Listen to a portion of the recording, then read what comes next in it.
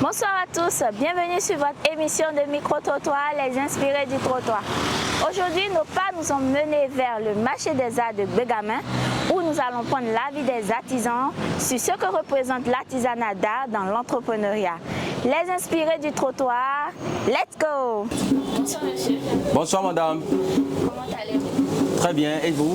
Très bien. Présentez-vous s'il vous plaît. Moi, on m'appelle Fulbert Yemadien. Qu'est-ce qu'un artisan d'art? Un artisan d'art, c'est un monsieur, c'est une personne qui fabrique des œuvres d'art à base de ses 10 doigts. Comment devenir un artisan d'art? Bon, pour devenir un artisan d'art, je peux vous dire que, comme tout métier, d'abord, tout s'apprend. Personne n'est né avec une connaissance. On est venu nu d'abord et sans connaissance, je dirais, pour venir sur cette terre et tout s'acquiert sur cette terre. Donc pour devenir un artisan, ça s'apprend. Quels sont les défis spécifiques auxquels vous êtes confrontés sur le marché de l'art?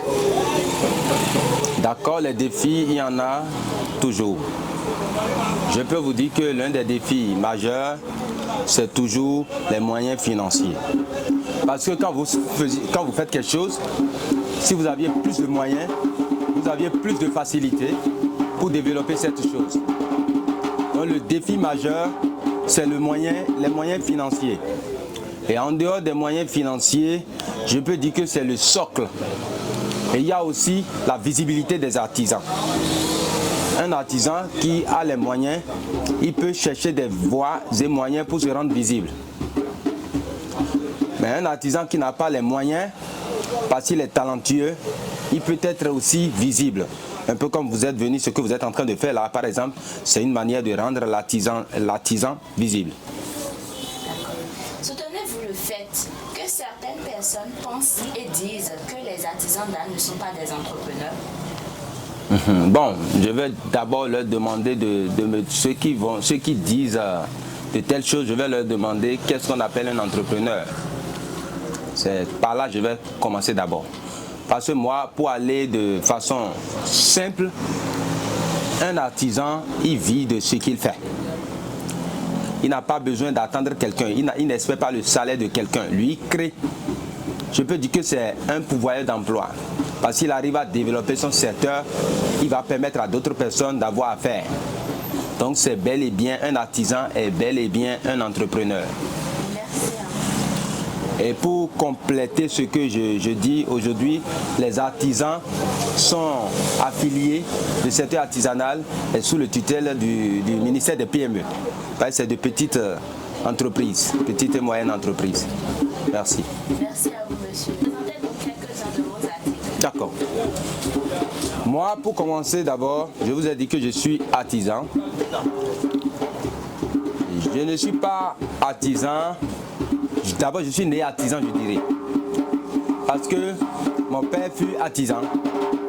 Et après ma naissance, quand je suis né, je le voyais faire des choses depuis mon jeune âge. Et l'enfant s'intéresse toujours à ce que ses parents sont en train de faire sous ses yeux. Et c'est comme ça que je me suis lancé dans l'artisanat. Mais à un moment donné, papa nous a quand même aussi gardés comme des apprenants parce qu'il ne nous avait pas rendu la vie aussi tellement facile parce qu'il a dit, vous pouvez vous étudier et ne pas trouver à faire demain. Et vous allez vous occuper de ça. Mais je vois que tout ce qu'ils ont dit, je comprends aujourd'hui. C'est pour ça qu'il est toujours bien que les enfants écoutent les conseils de leurs parents. C'est important. Maintenant, en fait, c'est une introduction que j'ai fait. Sinon, moi, mais je fais les toiles appliquées d'Abomey. C'est pour ça que je vous dis que je suis né artisan. Les toiles appliquées d'Abomey, les pailles que les nains de Romains nous autour de pour se présenter l'accoutrement royal. Donc, en un mot, j'habille un roi de la tête aux pieds. Chapeau, chaussures, le paille, l'habit où on fait les motifs des rois à base de tissu dedans, j'en fais.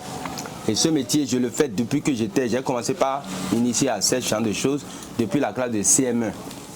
Donc c'est pour vous dire que déjà à partir de la classe de 6e, pendant les vacances, je préparais ma rentrée moi-même. Depuis ce moment.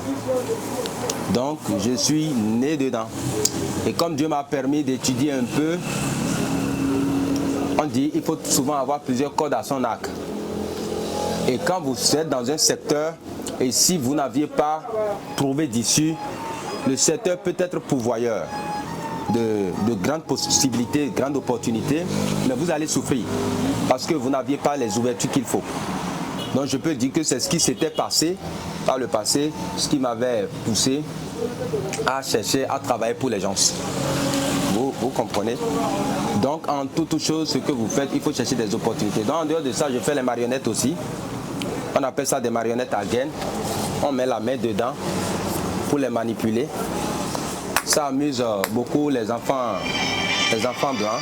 Ça les amuse beaucoup. C'est un peu comme eux, ils font des poupées de robe qu'ils envoient sur nos marchés ici. Et nous, Africains, nous, Béninois, on s'en raffole pour nos enfants. Donc c'est le contraire. Nos frères béninois ne s'y intéressent pas, mais les blancs s'y intéressent. En dehors de ça, oui, en dehors de ça, il y a les colliers, tout ce que vous voyez là comme collier. Je me suis initié à faire les colliers. Je fais les batiks aussi. Le t-shirt que vous voyez sur la porte là, le t-shirt teinté en plusieurs couleurs là. Je fais des trucs comme ça. Je peux faire avec les noms, des dessins variés. Je forme même. L'année dernière, on a eu à faire une grande formation à Calavi. Je me suis fait seconder par mon vieux, on l'a fait. Et on a bénéficié du financement auprès d'un partenaire. On a bénéficié du financement. Et puis, même le ministère a envoyé une délégation et ils étaient venus voir tout ce qu'on faisait. Donc de façon ramassée, c'est ce que je fais. Et comme ici il y a une boutique, on a la possibilité de mettre d'autres œuvres, d'autres artisans aussi pour varier, pour avoir une diversité. Parce que quand un client sera là, peut-être qu'il n'aura besoin de rien de ce qu'on fait, il faut qu'il trouve quand même autre chose.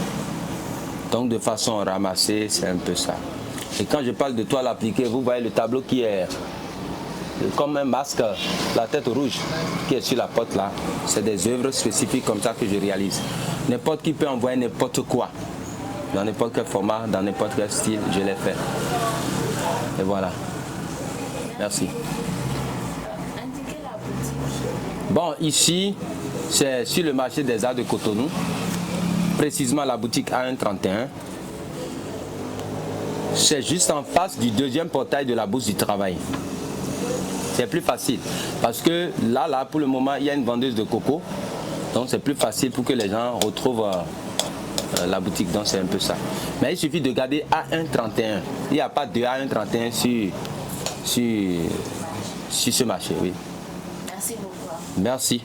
Les inspirés du trottoir, c'est fini pour aujourd'hui. Mais avant de nous quitter, retenons que les artisans d'art sont aussi des entrepreneurs à ne pas minimiser. Retrouvez-nous sur nos pages Facebook, YouTube et TikTok pour de prochaines éditions. À la prochaine!